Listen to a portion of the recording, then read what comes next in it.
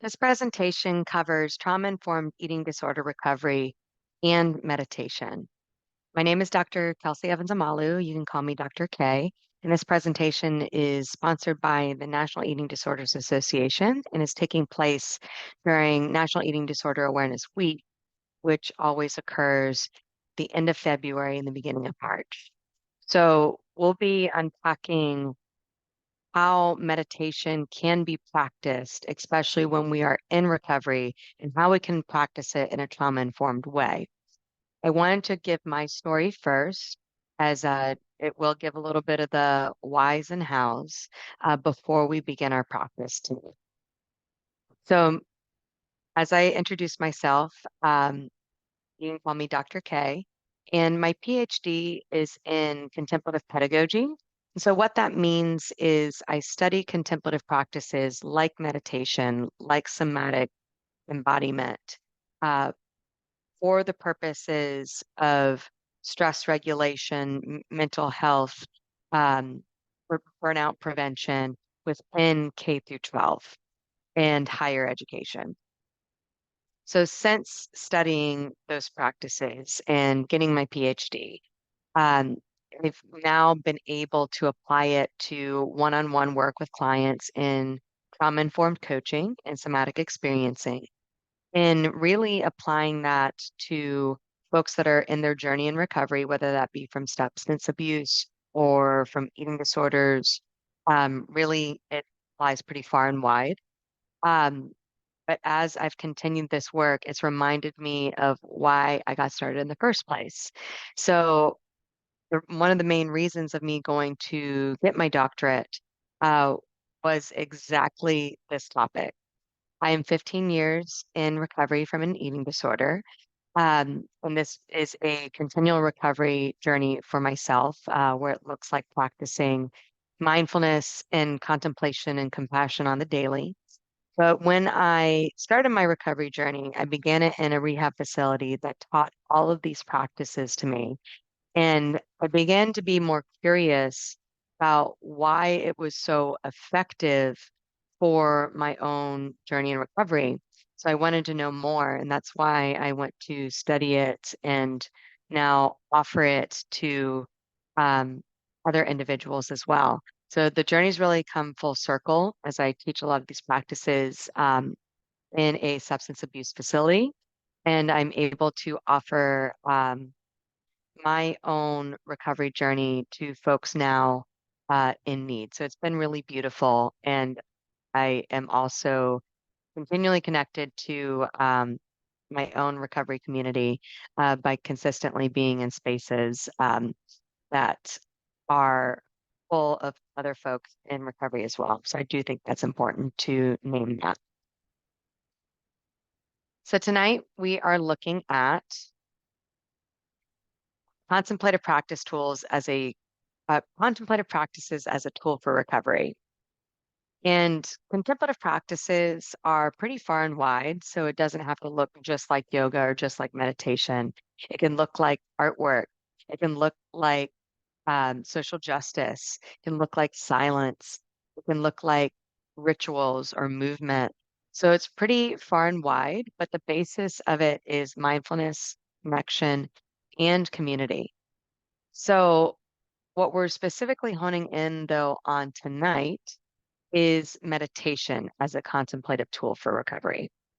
And there's been a lot of research that has discussed how meditation can be a really valuable and complementary tool in the treatment of eating disorders specifically.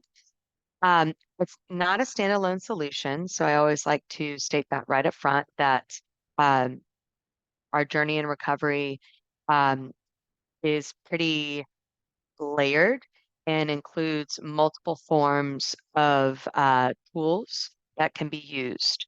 So, meditation practices, though, as a whole, can be part of a comprehensive treatment plan as they offer many far and wide benefits. The caveat is that it must be offered in a trauma-informed way. So sometimes when these tools are offered, especially like body scan practices or anything that involves the body and mind body connection, it is highly triggering, especially if we have been disembodied for so long, meaning not connected to our body, where we don't want to notice the body as a whole. Um, so doing these practices in a trauma-informed way is pretty crucial. And it's a way to compassionately offer these contemplative practices when we do it in a trauma-informed way.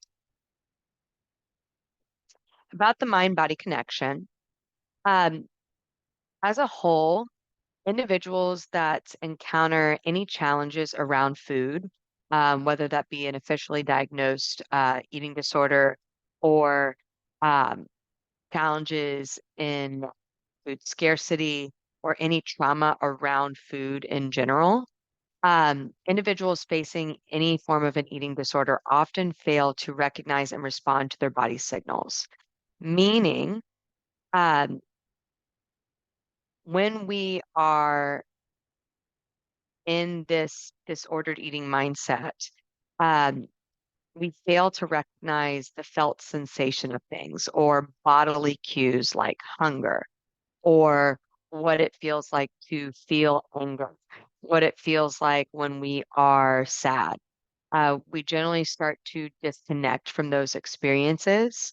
Um, and so a lot of the journey in recovery is beginning to put back together that mind body connection. As when we are moving into recovery, it can be very challenging for individuals to understand and prioritize their physical and emotional needs because it's been potentially a long time since they have encountered that or needed to do that or even recognize that. Um, so it might even feel really foreign um, to start to notice these things. And contemplative practices as a whole bring us back into this sense of embodiment, which may be initially triggering, um, but it is necessary to start to come into further awareness of what's going on in the body. So we're looking at it more from a bottom up approach rather than a top down, which the top down is necessary to look at the cognitive side of things. But more engaging that body awareness is a necessary part of this, but it can be one of the hardest things to access. So in general, instead of tuning in to internal cues, folks that are experiencing any form of disordered eating, um, they instead turn to external methods um, to notice instead, whether that be food restriction, binge eating, calorie counting. Um, there's more of an exteroceptive cue that they more are aware with rather than the interoception of noticing the body. Why mindfulness-based interventions are so effective is that they do nurture a greater attentiveness toward the interoception or the internal experience in the present moment. Again, when we initially do this, or even when we are triggered, this might be very challenging to experience. So just like if I am going out and learning something new, it does take practice to form those new neuroceptive cues uh, to start to engage the mind-body connection in a more healthy way. One of the critical components of meditation or mindfulness-based interventions as a whole is the idea of compassion. So when we look at mindfulness, compassion is automatically embedded in that definition, meaning mindfulness is a looking at the present moment in a non-judgmental way.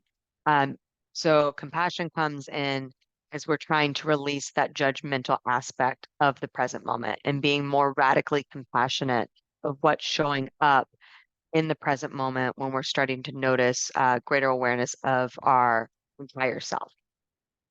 Um, Research does find that cultivating self-compassion really does play a pivotal role in eating disorder recovery as it reduces self-criticism while concurrently enhancing feelings of self-worth. So it packs kind of like a 1-2 punch. This in turn promotes a sense of inner peace, kindness, social connectedness, and effective emotional regulation. In general, the positive effects of self-compassion extend to aspects of body image and eating behaviors. So when we do engage in um, more of this affective state or engage in self-compassion, it has been linked to notable improvements in body image and decreases eating pathology and appearance comparison.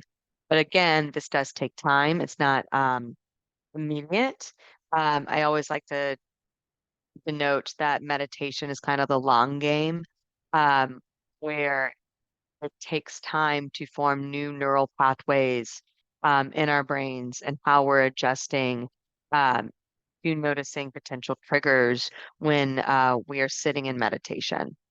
So, in addition, there is a strong correlation that does exist between self-compassion, body appreciation, and body acceptance. So we're looking more at this idea of radical compassion and radical acceptance.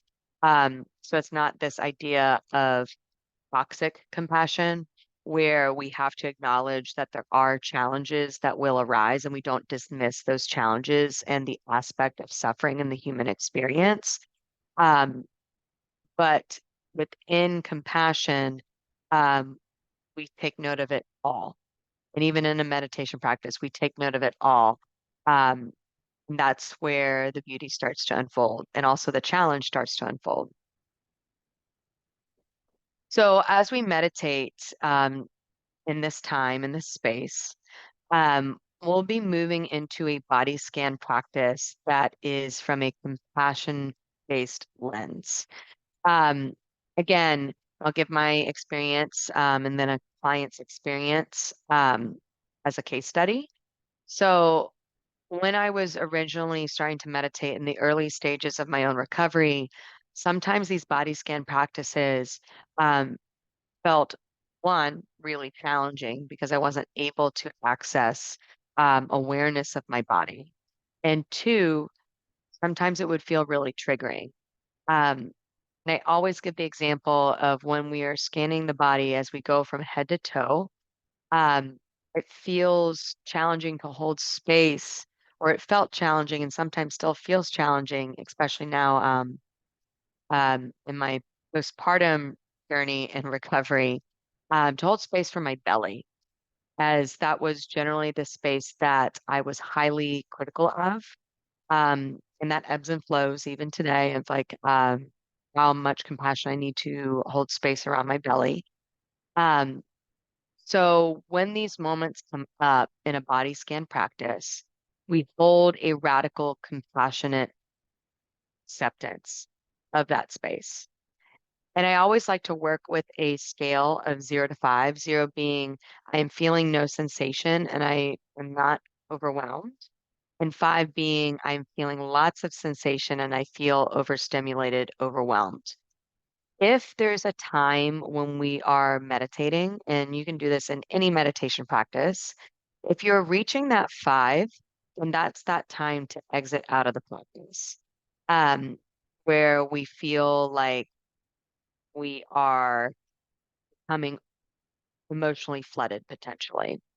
If you are at a 3 or a 4, um, that can be more of that post-traumatic growth experience, um, where we are still able to maintain some of the discomfort, but we are not emotionally flooded and we are able to sit in the practice longer.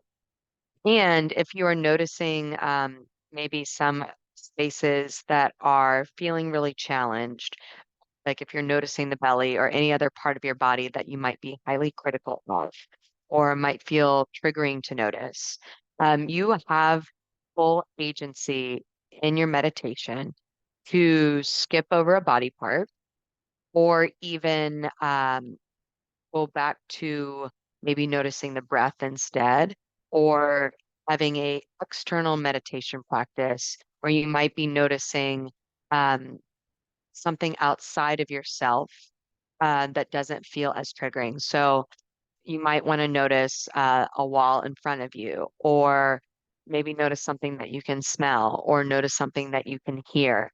Anything that can bring you more of that external present moment awareness rather than sitting with some of the body sensation if it starts to feel really overwhelming. So you always have choice. So with that being said, we'll go into a time of meditation. And like I said, you always have agency to choose how you want to practice and whether that be even practicing at all. Um, but you can lay down, you can stand up and sit. Choose a seat or posture that is most comfortable for you. Choose a gaze that is most comfortable for you, whether that be eyes closed or eyes open. If you are choosing to keep your eyes open, maybe soften your gaze a little bit where it feels like you're gazing down 45 degrees. And what that does is it helps soften the prefrontal cortex, meaning like that high thinking self. Um, and then the last step is that you can choose really any anchor of awareness, whether that be the anchor of the words that you hear me cueing, or maybe it feels more appropriate to notice your breath. Maybe it feels more appropriate to notice external awareness, meaning, like I mentioned before, the sounds, sights, whatever you're noticing in the space around you. So we always can choose a different anchor to come into present moment awareness in. So those three things are a very helpful guide of posture, gaze, and anchor of what you can choose to practice. So I'm going to stop the share of my screen and we'll start the meditation. And thank you so much for being here. I really appreciate your time and energy and vulnerability in showing up. So we'll start this practice with just a couple breaths in and out. And if the breath feels too engaging or feels challenging to notice the breath, you can suspend the breath at any time. Take an inhale in through your nose and an exhale, sight out through your mouth. Another time to inhale in and exhale out. Last time, inhale in and exhale out.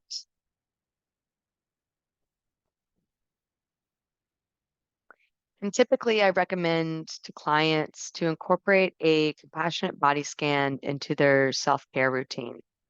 And the benefit of a body scan is we aren't spending too much time focused on a particular part of the body. And instead, we are stopped by briefly to see what we feel, offering compassion, and then moving on. If at any point during the body scan you begin to feel overwhelmed with feelings, know that you can stop at any time. And the intention of a body scan is to invite a non judgmental awareness where we aren't here to attach value or worth to our body, but simply be here to observe its qualities. The body scan is intended to move us through the body mindfully. As we bring attention to different parts of the body, tune into a feeling potentially of gratitude, or maybe try offering compassion for all the ways your body has functioned on your behalf. And when we are challenged or struggle with eating, it is easy to think about all the ways your body has seemingly failed you. And yet here you are right now in this present moment where we have to give the body credit for surviving such harsh elements. As we move over the body, notice any feelings or thoughts that you're having. And perhaps you're feeling some positive feelings toward your body. And perhaps there's also some angry or frustrated feelings too. Let all your feelings be present and notice them. We'll begin the rotation of consciousness through our bodies. And if you lose track of what I'm saying, of any instructions given during this body scan, it doesn't matter. Just continue to concentrate on the sound of my voice, potentially as a anchor to come back to. So again, during rotation of consciousness or any other part of the practice, try to stay aware, but if you lose track, concentrate again on the sound of my voice. First, bring your awareness to your fingertips through your palms.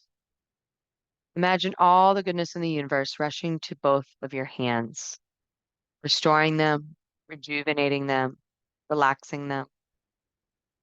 What gifts have your hands provided you with lately?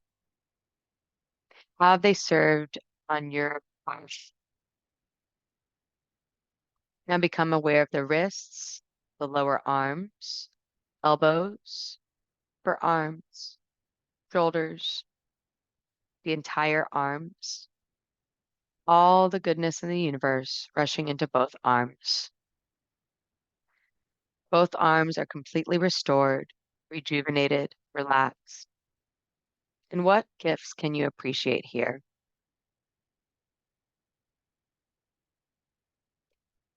Bring your attention now to your side body, waist, hips, and seat, the whole torso, all the goodness in the universe rushing to the whole torso, completely restored, rejuvenated, relaxed.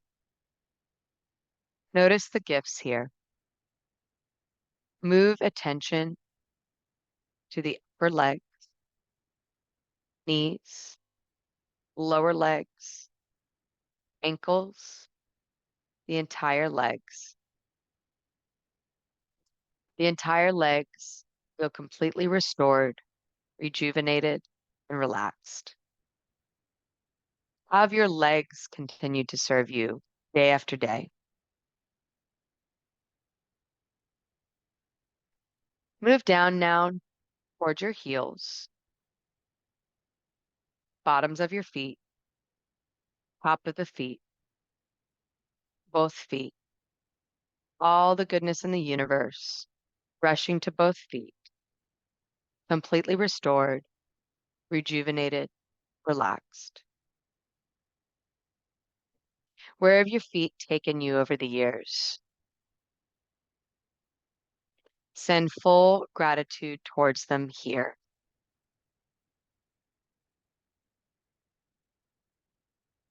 Bring awareness now to the throat, the lower jaw, upper jaw, teeth, gums, lips, left nostril, right nostril,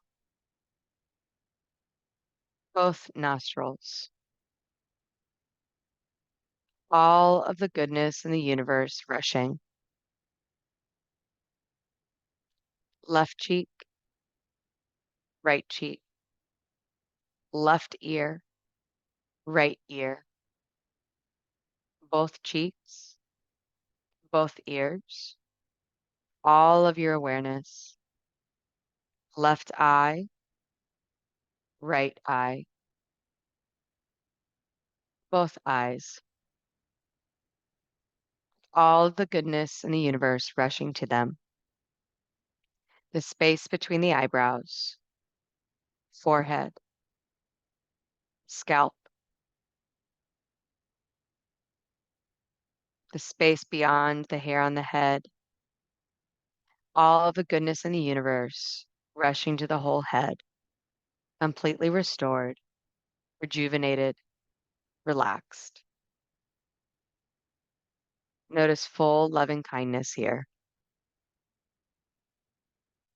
Now become aware of the whole body, from the tips of the toes up to the top of the head, the whole body. All the goodness in the universe rushing to the whole body, completely restored, rejuvenated, relaxed. The whole body, the whole body. Let yourself feel the specialness of all the gifts from your body, the awe and wonder of them. And what would you like to say to your body self or your physical self? Create a phrase here that expresses your appreciation. What phrase captures your sense of appreciation for these gifts? Take time here to let this phrase form in your mind.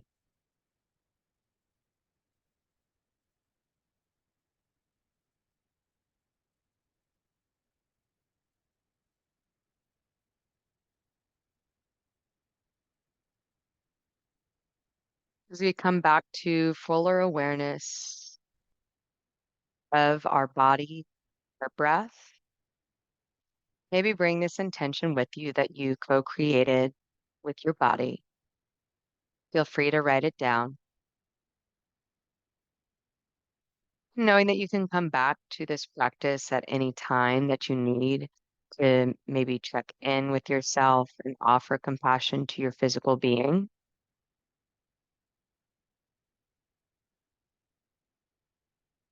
Option to take a big breath in here and exhale out. And if you had your eyes closed, come back into greater awareness of the room around you, doing any natural stretches that you need to do. Come back into fuller presence of yourself. Your practice tonight is now complete. If you have any questions or whatsoever, you can find my information at themindfulprof.com. I'm happy to answer any further questions that you may be really curious about, but continue to go in this grace and radical compassion and acceptance of what we're moving through collectively together and individually. I wish you so much loving kindness on your own journey in recovery, or if you know someone in recovery, loving kindness to you as well.